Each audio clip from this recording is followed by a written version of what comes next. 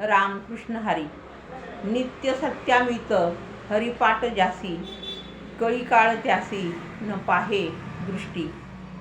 माऊली म्हणतात, जे लोक नित्य आणि अमित म्हणजे पुष्कळ नामस्मरण करतात, त्यांच्याकडे कळी काळ म्हणजे मृत्यू कधीही घालत नाही. मग काही जण म्हणतात की मृत्यू तर अटळ आहे, तो कुणाला चुकत नाही किंवा तो कधी येणार हे सांगता येत नाही. मग कशाला नामस्मरण करायचं, तो कधीतरी मृत्यू येणारच आहे, मग जा आताच असं म्हटलं तर. मग त्यावेळेला तो म्हणतो, नाही मला थोडंसं जगायचं आहे, माझ्या अजून अपेक्षा इच्छा भरपूर आहेत, मला काहीतरी करायचं आहे. मग अशा वेळी हरिपाठ नामस्मरण केलं तर माऊली म्हणतात, तुम्ही निश्चिंत राहा. हा काळ जो अचानक घालतो तो घालणार नाही. आपण बघतो की बरीचशीच उदाहरणं अशी आहेत की अगदी सच्चिदानंद असतील, त्यांना सुद्धा माऊलींनी पुन्हा जिवंत केलेलं आहे. अशी बरीच उदाहरणं आहेत. मुक्ताई सुद्धा एकदा सगळी भावंड निघाली होती आणि चांगदेव सगळ्यांना जिवंत करायचे, समाधी लावून बसायचे आणि समाधीतून जागे झाले की सगळी प्रेतं तिथं आणून ठेवलेली असायची.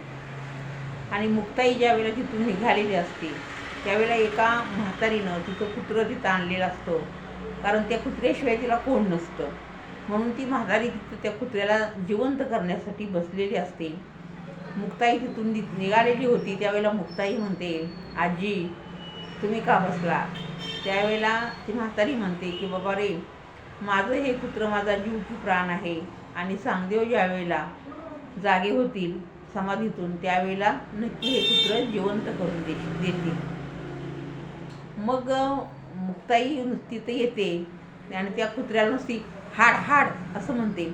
तसं ते कुत्रं जिवंत होतं आणि तिथून घराकडं पळ सुटतं. याचा अर्थ हाड हाड हे कोणाच्या मुखातून आलं तर मुक्ताईच्या मुखातून आलं. म्हणजे चांगदेवांची जी भक्ती होती त्यापेक्षा मुक्ताईची भक्ती किती श्रेष्ठ असेल. हाड हाड हे सुद्धा मनापासून केलेलं नामस्मरण आहे किंवा मनातून एक मारलेली आर्त हाक आहे त्या कुत्र्याला मेलेल्या. तशी आपण सुद्धा सगळी मेलेलीच कुत्री आहोत. आपल्याला माऊलींनी हरिपाठ लिहिला, त्याच्याकडे आपण पाठ करतो. अमृत अनुभव अवघड आहे. पसायदान माऊलींनी जे खळांची व्यंकटे सांडो खळांच्यासाठी लिहून ठेवलं, जवळजवळ 50% जास्त इथं खळ आहेतच. आणि साधकासाठी ज्ञानेश्वरी लिहिली. एक तरी ओवी अनुभवावी, नाही अनुभवता येत, नाही कळत. मग हरिपाठ 28 सूत्रांचा एक छोटासा ग्रंथ, गेय ग्रंथ असं म्हणूया, पद्य ग्रंथ आपल्यासाठी लिहिला. तो फक्त नाचून गाऊन म्हणण्यासाठी नाही, तर त्यामध्ये जे माऊलींनी आपल्यासाठी एक एक तत्व किंवा एक चरण म्हणूया आपण, एक एक एक चरण जे माऊलींनी एक तत्व जे आपल्याला सांगितलेलं आहे ते तयार करण्यासाठी ऋषीमुनींना 1000 वर्ष तपश्चर्या करायला लागायची. पण माऊलीने मात्र ही 28 सूत्र म्हणजे 28 सूत्रांचा जो हरिपाठ आहे ती 28 सूत्र 16व्या वर्षी पूर्ण केलेली आहेत. यावरून माऊलींची ताकद आपल्याला समजून येते. आणि मग माऊली जर एवढे कळकळीनं आपल्याला सांगतात की जन्माला येणारा मरणारच आहे, त्याच्यावरती काळ कधीतरी घालणार आहे, हे जरी सत्य असलं तरी मरणाच्या परी ठरलेल्या आहेत.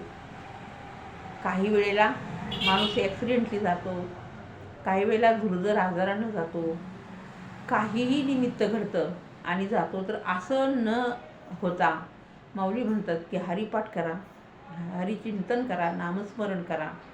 अशा गोष्टी तुमच्या जीवनामध्ये घडल्या तरी त्या काळावरती नामस्मरण जर तुम्ही करत असाल तर नक्की या गोष्टीपासून तुम्ही दूर तुम्हाला हे नामस्मरण ठेवू शकतं.